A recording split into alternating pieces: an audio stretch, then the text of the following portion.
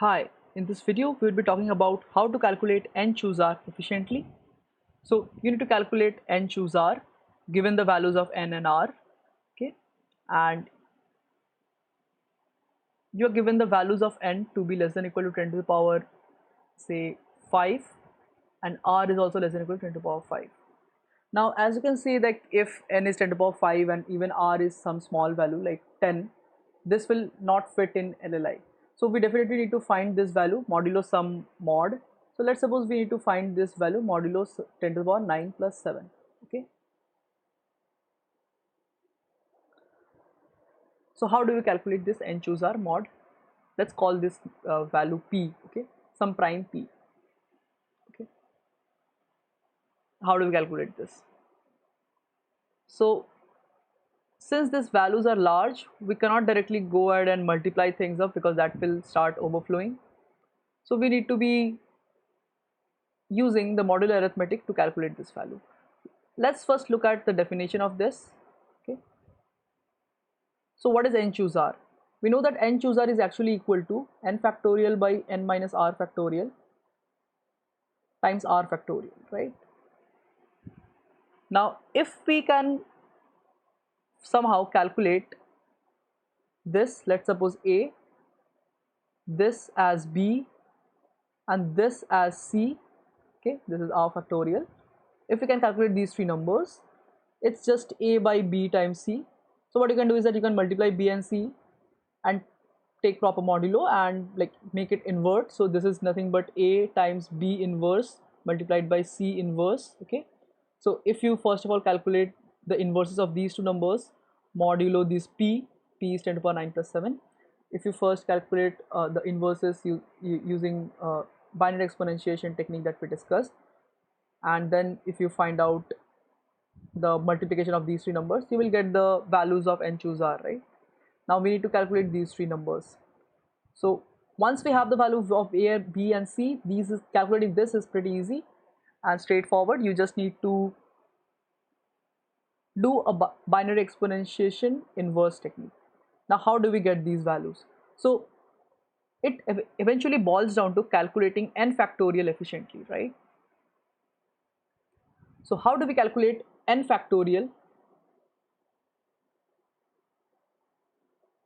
So we don't really need n factorial, right? We just need n factorial mod p. N factorial itself becomes pretty large after values like 20 and all. So you just need the value of n factorial mod p, right? So how do we calculate n factorial mod p first? Now to do this, you can just loop from 1 to n, since n is up to 10 to the power 5 itself. Whatever the range of n is, n minus r will also be in that range. If r is greater than n or less than 0, it is 0 by default. Like you can handle that case separately. If it is in this range, even looping in these and these would not be difficult. So you can loop from, let's say, 1 to n, keep on multiplying the numbers and keep taking proper modulo, and then you get the value of n mod n factorial modulo p. And if you do 3 times, you will get the values of a, b and c depending upon the values of n and r. And once you have that, you can use exponentiation. So to calculate this, you will need order n, right? So calculating a takes order n. Same goes for b and c, like b and c as well take order n. And then calculating these two inverses take order log of n, sorry, log of p, right, to get b inverse and c inverse, and then multiplying them takes order 1. Okay, so there is this order n limiting factor, right? Now suppose you had to find out the values of n choose r repeatedly fast. So what I mean to say repeatedly, so suppose you need to calculate the values of n choose r, okay, and you are given that you will be given 10 to the power 5 different values of n comma r, and each of the n is less than equal to 10 to the power 5, and each of the r is less than equal to 10 to the power 5. So there will be 10 to the power 5 test cases, okay, and for each test case you need to find the values of n choose r.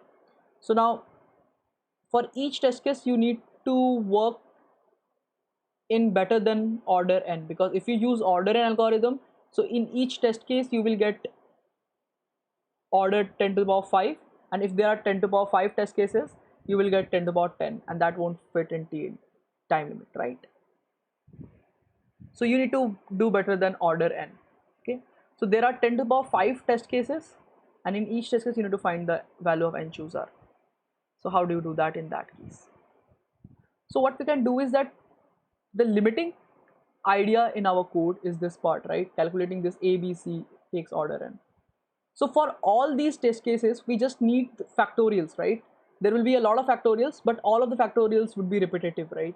There are only 10 to the power 5 distinct factorial types that can come. Like either you will ask 0 factorial, 1 factorial, 2 factorial, and 10 to the power 5 factorial, right? These are the only factors that you will need across all the test cases. So what we can do is that rather than calculating the factorials using loops, what we can do is that we can simply use a caching idea, that we save the values of factorial in an array. Okay, so we create a factorial array which is equal to, so factorial of I is equal to I factorial. How do we create that? We just simply use this factorial of 0 is equal to 1, and factorial of I is equal to I times factorial of I minus 1. We use this relation for I greater than equal to 1 up to n. So we calculate all the factorials from 1 to n. So 0 is there by default, and from 1 to n you can calculate it using this recurrence. So you just loop from 1 to n, keep on calculating all the factorials. This would be I minus 1.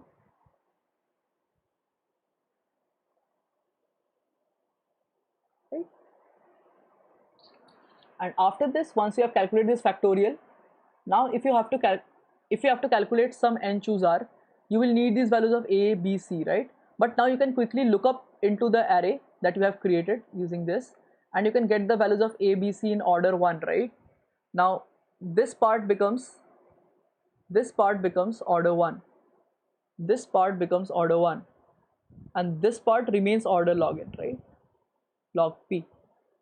So now the limiting is this. So for each test case you need order log p, right?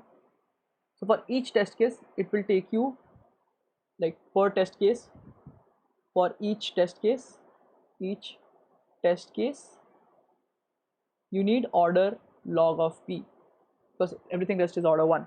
So this is the dominating part. So total time taken complexity would be order number of test cases times log p, and you can see that this is 10 to the power 5 and this is 10 to the power 9. So even if you put in the values, this fits in the notion of 10 to is less than equal to 10 to the power 8, and that will pass. Okay, so in case you need to find a lot of factorials repeatedly, you should be familiar with this idea of caching, where you save the factorials that you will need in the calculating n chooser, and then you can even calculate n chooser really fast if you have to calculate it a lot of times. But if you have to calculate just one n chooser, you can even loop by using this order n loop over here to calculate factorial. Okay, so that's all about n chooser. One extra point that I would like to mention in this video is a common bug that people make. So what is -2 mod 3? This is nothing but 1, right? Because we know that negative numbers don't matter and we need to make it positive, and we add 3 so that it becomes 1, right? 1 mod 3. So what is -2 mod 3? This mod is when you do it in computer or in program. So let's say you are using C++. If you do this, what is the result that you will get? Like if you print out, if you see out this, print out this using any command, what do you get?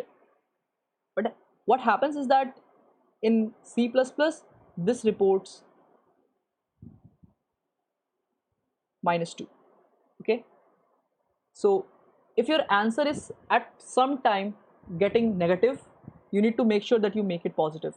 So if at the end you have an answer that is negative, that might become negative, you are not really sure, what you can do is that you can add mod,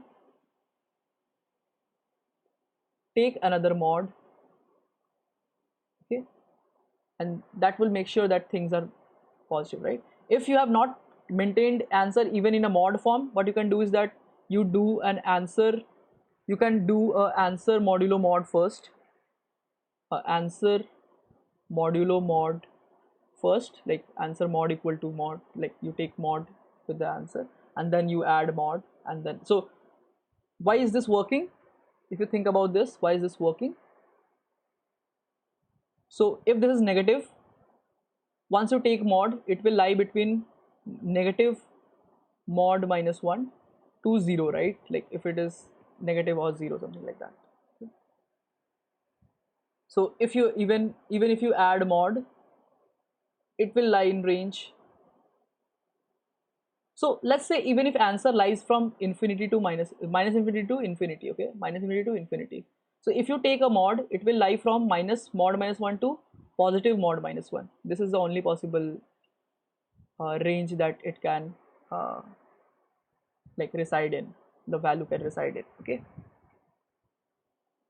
Now if you add mod to this, so if you add mod to this, to both the sides, this will become plus 1 and this will become 2 times mod minus 1, right? And if you then take a mod, finally the final mod, so something from here can become 0, so we write 0 to mod minus 1, right? Any value can be there. So you finally reduce things to 0 to mod minus 1. So make sure if you are not sure that you have a negative number in your answer or not, make sure you finally do this kind of operation, like you add, take a mod, make sure that you are in negative, even if you are in, even if you are negative, you are in the range mod minus 1 to mod minus 1, then you add a mod, so your negative becomes positive, and then you again take a mod, so that will make sure it is positive, okay. So this is what you should be careful of. And this is, and the idea of n chooser I hope is clear. That's all for this video. Thank you.